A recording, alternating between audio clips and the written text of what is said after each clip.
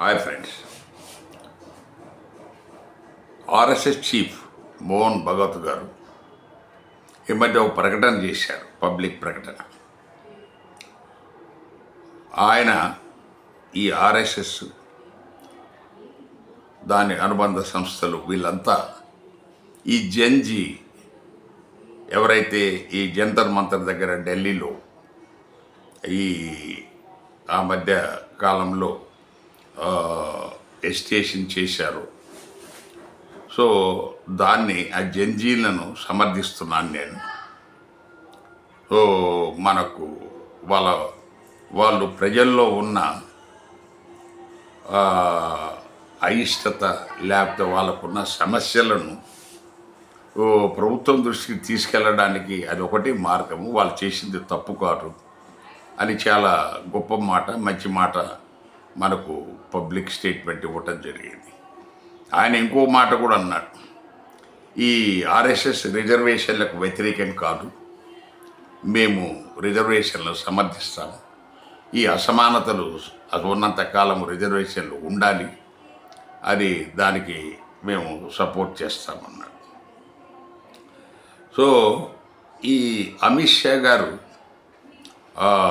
కేంద్ర హోంమంత్రి, ఆయన కూడా రిజర్వేషన్లు మేము తొలగించము, రిజర్వేషన్లు కొనసాగిస్తామని ఆయన కూడా చెప్పాడు. ఆయన ఎఫ్సిఆర్ఈ బిల్లు ఏదైతే ఈ ఫారిన్ డొనేషన్స్ సంబంధించిన బిల్లు గురించి ఆయన ఆ సందర్భంలో మనకి ఏదో ప్రస్తావనలో ఆ మాట చెప్పడం జరిగింది.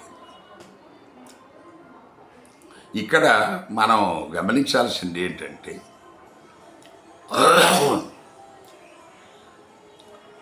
రిజర్వేషన్లు అనేది కేవలం ప్రభుత్వ రంగ సంస్థలకు, ప్రభుత్వ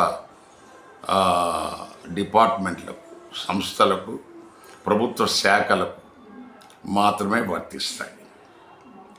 సో ఎప్పుడైతే ఒక ప్రభుత్వ రంగ సంస్థ ప్రైవేటీకరణ చేయబడుతుందో అక్కడ రిజర్వేషన్ల మాట ప్రస్తావన ఆటోమేటిక్గా క్లోజ్ అయిపోతుంది. చాలా మందికి ఈ విషయం తెలియదు. ఇప్పుడు మోడీ గారు వచ్చిన తర్వాత కాంగ్రెస్ ప్రభుత్వం వాళ్ళు పెట్టిన దగ్గర 780కి పైగా కేంద్ర ప్రభుత్వ సంస్థలను ఆయన మూసేశాడు.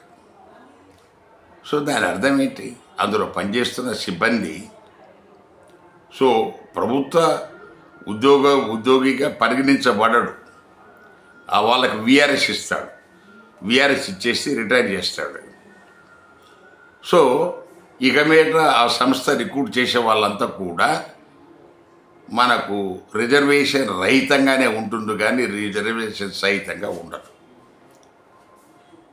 సో ప్రభుత్వ రంగ సంస్థలు తీసుకోండి, దేశంలో అందరికంటే ఎక్కువగా ఈ ఎంప్లాయ్మెంట్ ఇచ్చిన సంస్థలు డిఫెన్స్, రైల్వేస్, టెలికాం. ఈ మూడు ఇక్కడ దగ్గరలో మనకు ఒక 1 కోటి పైనే, చాలా కాలం నుంచి 1 కోటికి పైనే వాళ్ళ ఉద్యోగాలు ఇచ్చారు. సో డిఫెన్స్లో రిక్రూట్ చేస్తే వాళ్ళకు పెన్షన్ ఇవ్వాలి. డిఫెన్స్లో రిక్రూట్ అయ్యే వాళ్ళంతా పేదలు, వాళ్ళకు పెన్షన్ జీవితకాలం అందుద్ది, తర్వాత వాళ్ళు చనిపోతే ఫ్యామిలీ పెన్షన్ వస్తుంది. సో ఈ రకంగా ఇది ఒక ఎడతెగకుండా కంటిన్యూస్గా పెన్షన్ డ్రా చేసుకుంటారు, వాళ్ళు లబ్ధి పొందుతారు అన్న దుర్మార్గపు ఆలోచన పాలకుల్లో చాలామంది చాలా చోట్ల విన్నాం. సో ఇప్పుడు ఏమైంది, దాని బదులు అగ్నివీర్ అని తీసుకొచ్చారు. వాళ్ళకేమీ పెన్షన్ ఉండదు, అది షార్ట్ టర్మ్, ఫుల్ టర్మ్ కాదు. సో ఇది మనకు ఆ రకంగా డిఫెన్స్లో కూడా ఈ రిక్రూట్మెంట్ అనేది ఒక విధంగా చెప్పాలంటే బంద్ జరిగింది. అంతకుముందు గ్రామీణ పేదలు, ఎస్సీ, ఎస్టీ, బీసీలు వీళ్ళే ఎక్కువగా మన సిపాయిలుగా సెలెక్ట్ అయ్యేవాళ్ళు. అధికారులుగా ఇతర కులాలు ఉండొచ్చు, బట్ పేదలు ఈ సైనిక్ మనం బేసిక్ రిక్రూట్మెంట్లో వీళ్ళే ఉండేవాళ్ళు. సో ఇప్పుడు అక్కడ రిజర్వేషన్ పోయింది. సో అది ఒక పెద్ద సెట్ బ్యాక్. రైల్వే కూడా చాలా వరకు దాన్ని కంఫర్టమెంటల్ చేసేస్తూ దాన్ని కార్పొరేషన్స్ కింద ఎక్కడికెక్కడ విడగొడుతున్నారు. సో ఫలితంగా రాను రాను రాను అందులో కూడా రిక్రూట్మెంట్ ఆగిపోతుంది. మూడోది టెలికాం, బిఎస్ఎన్ఎల్. టెలికాం ఎప్పుడైతే ఉందో ఆ టెలికాం అనేది గవర్నమెంట్ ఆర్గనైజేషన్. ఎప్పుడైతే 2000 సంవత్సరంలో అక్టోబర్ 1వ తారీఖున బిఎస్ఎన్ఎల్ ఫామ్ అయిందో, సో దాని తర్వాత అది ప్రభుత్వ రంగ కంపెనీ అయింది, నష్టాల్లోకి వెళ్ళింది, రిక్రూట్మెంట్ అరుదుగా జరుగుద్ది. దాని తర్వాత విఆర్ఎస్ ఇచ్చేసి 1,00,000 మందికి 4-5 లక్షల స్టాఫ్ ఉన్న దాంట్లో ఒక 3 లక్షలకు పైనే విఆర్ఎస్ ఇచ్చి పంపించేశారు. సో రేపు అది కూడా మనకు రాను రాను రాను స్లోగా మా ప్రైవేటీకరణ వైపు వెళ్తుంది. సో ఇది పరిస్థితి. తర్వాత ఎస్ఈజెడ్లు, ఈ ఐటీ కంపెనీలు, దాని తర్వాత ఈ మనకు డేటా సెంటర్స్, ఇవన్నీ కూడా దానికి పెద్దల భూములు ఎవరు ఇవ్వరు. పెద్దల భూములు తీసుకోరు వాళ్ళు. పెద్దల భూములకు పోతే గొడవ అయిద్దని చెప్పేసి పేదల భూములు దాన్ని అక్వైర్ చేస్తారు. వాళ్ళకు డబ్బులు కూడా ఇవ్వరు, తర్వాత ఎప్పుడూ కానీ రారు.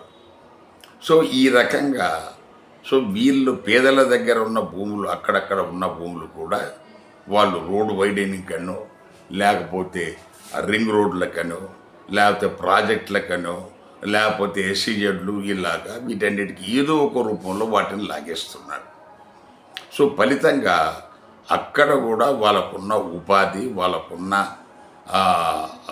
వాళ్ళ జీవనం ఏదో హ్యాపీగా మనం కష్టపడి సంపాదించుకొని బతుకు మనం ముద్ద తింటున్నామంటే దాన్ని కూడా పడగొడుతున్నారు.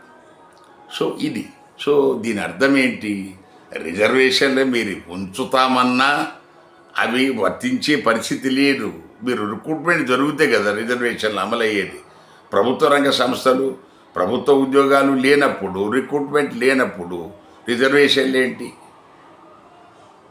అది జరుగుతుంది. అందువల్ల మీరొక్కరే పాతకాలంలో మీరొక్కరే తెలివిగల వాళ్ళు, ఈ ఓసీలు ఒక్కరే తెలివిగల వాళ్ళు, తక్కిన వాళ్ళంతా అమాయకులు, పనికిమాలినోళ్ళు అని చెప్పేసి మీరు ఆ రోజులలో మీరు భావించుంటే అది ఆమోదయోగ్యము, దాన్ని ఒప్పుకోవచ్చు. కానీ ఇప్పుడు పరిస్థితి అలా కాదు. ఇప్పుడు ఇందులో కూడా మేధావులు ఉన్నారు, పెద్ద పెద్ద మనకు రచయితలు ఉన్నారు, పెద్ద పెద్ద మన ఇంజనీర్లు ఉన్నారు, ప్రొఫెసర్స్ ఉన్నారు. సో అందువల్ల ఇంకా అలాంటి బురుడి మాటలు చెప్పి రిజర్వేషన్లు మేము తీసేయము, మీరు తీసేయకున్నా అది తీసేసిన దాంతోనే సమానం. మీరు ప్రైవేట్లో రిజర్వేషన్లు ఇవ్వగలిగినప్పుడే మనకు మీరు రిజర్వేషన్లకు విలువ ఉంటుంది. సో మీరు ఒక ఎస్సీజెడ్లో మీరు 100 ఎకరాలు వాడికి అప్పనంగా అత్యంత తక్కువ రేటుకు మీరు ఇవ్వటమో, లేకపోతే ఎకరము రూపాయికో, ఎకరము 99 పైసలకు కూడా మీరు ఇచ్చేస్తే ఎవడో బస్సు మీ పాలకుల వాళ్ళ జాగీర్లాగా మరి వాళ్ళ సొంత తల్లిదండ్రులు సంపాదించిన భూమి వాళ్ళు ఏదో దానం ఇచ్చినట్టుగా ప్రజా వనరులను మీరు రకంగా ఇచ్చినప్పుడు మీరు అక్కడ రిజర్వేషన్ పెట్టాలి. అది రిజర్వేషన్ వాళ్లకు.